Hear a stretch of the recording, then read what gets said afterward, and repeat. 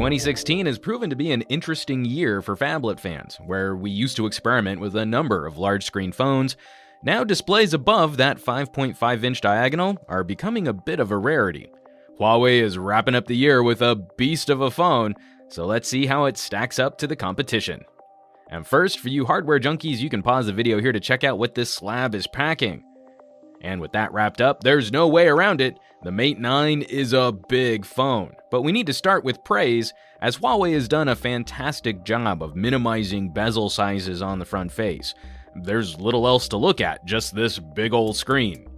This layout does a respectable job of keeping the phone in your hand. The rear-mounted fingerprint sensor is appreciated, controls both on the right-hand side, though I mostly kept the plastic cover on to help provide just a touch more grip. It is attractive hardware, especially these glossy sides, with an almost jewel-like faucet running around the display edge. Though these traditional Huawei cutouts on the back could be cleaned up, it's an abrupt stop for these antenna bands. Ultimately though, it's a premium-priced device, and it definitely looks the part. Approaching mini tablet sizes, you're apt to use the phone a little farther away from your face, but we still would have preferred moving up to a Quad HD display on this device. 1080p is more than adequate for getting your daily tasks done, but switching to smaller text, it's not quite as sharp for fine detail when I do get the phone closer to my face. It's also not the best screen resolution for diving into a little virtual reality, but it will easily beat Pentile AMOLED screens under magnification. It's respectably bright, decently readable outdoors. In auto mode, it falls just a fraction behind the LG V20, but it's easier to get the Huawei up to that maximum brightness, where LG all but requires using the phone in direct sunlight. We do appreciate this quick toggle for the eye comfort mode, we just wish the screen got dimmer for late night redditing. And just a quick mention, this phone does have an IR blaster to use the Mate as a universal remote. We're big fans of this feature, especially with the small child in the house who loves hiding our TV remote. Now, moving over to software, we're running EMUI 5 on top of Android 7.0 Nougat. It's a much improved combo over previous Huawei's and Honors we've used in the past. EMUI 5 defaults to the home screen only view where all of your apps are just on your home screens, but it's an easy toggle to return the app drawer. A lot of these menus have been cleaned up, where we used to have to dig through more options. Now, key settings are a little easier to find. And we're also happy to see this new shade, no longer the iOS-style split between settings and notifications. It's a more traditional Android layout, and Huawei continues to use the fingerprint gesture as a way to pull that shade down. It's not all roses, though. Some folks will likely chafe at some of these settings confirmation dialogues. The main settings menu still has an iOS flair to it. And can we talk about notification icons? Because there aren't any. Nope, you just get this little number. If you don't want the number, then you get nothing. Literally nothing. This is terrible design for those at-a-glance moments when you just want to see what's going on. We're really hoping this is changed in a future build of EMUI. And we also have a little pre-installed value-added software, News Republic, Booking.com, Todoist, and WPS Office. If these apps aren't your cup of tea, they can be uninstalled. We can't fault the performance here though. The Kirin 960 chipset does a wonderful job driving this phone. You'll rarely encounter stutters or lags, even digging into features like split-screen multitasking. For CPU-intensive tasks, this phone is a screamer, and takes a significant step up in graphics performance over the Mate 8. In benchmarks, it falls between 10 and 15% behind the Qualcomm 821, but running through games like Marvel Future Fight and Implosion, we're maintaining fluid frame rates at high graphics quality. Huawei is showcasing on-device machine learning to better predict your behavior, and to better allocate resources to the services you use most. Over time, Huawei claims this should maintain fast performance when other Androids start to slow down. In our limited time using the phone, we can't quite comment on that feature, so we'll have to revisit that at a later date. Wi-Fi performance is solid, hanging directly with phones like the LG V20 and just slightly behind glass and plastic back phones. But we were pleasantly surprised by the LTE radios on the Mate 9. It was often within 2 decibels of our Galaxy S7 active around town, and it absolutely shamed our HTC 10 using Android's network reporting.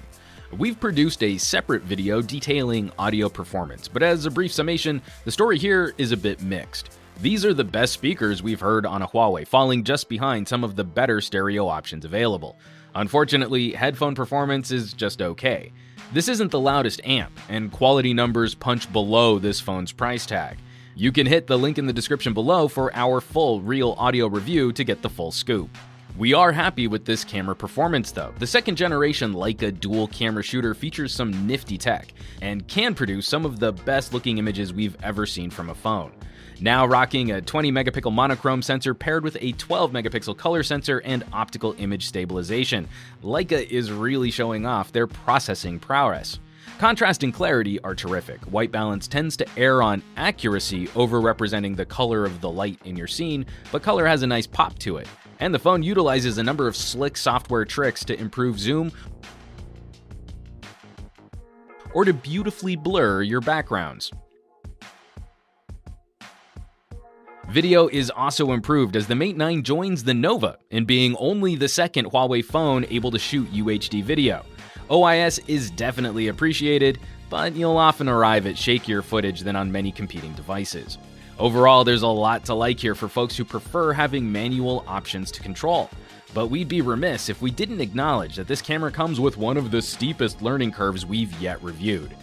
It's not that it's particularly hard to use if you've ever handled a camera before, but users will need to spend time familiarizing themselves with where every option lives and what settings you can use in which modes, like not being able to zoom when you're shooting in manual and capturing raw images.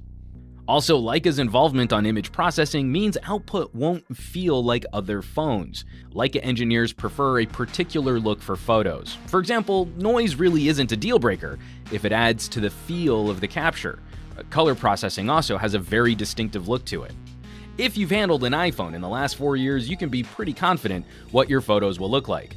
The Mate 9 will be very unfamiliar in operation and output to most users just picking it up. With a little practice though, this camera is capable of absolutely stunning output. And we'll have more to say about camera performance as we wrap up our real camera review shortly. Huawei has also improved the microphone array on the Mate 9 in the camera and in the audio recording app. The phone can focus the onboard microphones to adjust for the directionality of your audio subject. It's certainly handy for folks who record meetings or want to do some casual interviewing or podcasting. Lastly, packing a larger than average battery on board, we're treated to some pretty stellar daily performance. Running our media test, streaming 30 minutes of HD video over Wi-Fi at 190 lux, the Mate drained 4% of its battery, making it one of the best Android performers we've run on this test, falling just behind the more power-efficient iPhone 7 Plus. We just might have a new champion for recharging, however. Using the supplied charger for a half hour, the Mate hit an incredible 58% recharge, while only getting slightly warmer to the touch. After 1 hour, we hit 87%. Huawei claims the phone will charge fully in 90 minutes, and we're seeing faster performance than advertised. So let's wrap this up. Where's that leave us with the Huawei Mate 9? This is a damn fine phone. See, there's this big gaping hole in the phablet offerings this year because of one device which will remain unmentioned. That left fewer options for folks who like truly bigger displays. The Mate 9 fits this niche nicely. It's a killer, all-rounder big phone. Great performance, very good battery life, and one of the most unique cameras we've ever reviewed. The few compromises here, like headphone audio and screen resolution, we wouldn't consider them outright deal breakers, more a personal preference decision for folks shopping a premium phone. It's a big, bold, brassy offering from a company looking to turn the heat up on the competition. As always, thanks so much for watching. Be sure to subscribe to this channel for our full Mate 9 coverage, reviews, and comparisons, and help us out with some sharing on your favorite social networks. For Pocket Now, I'm Juan Carlos Bagnell, some gadget guy on Twitter and Instagram, and I will catch you all on the next review.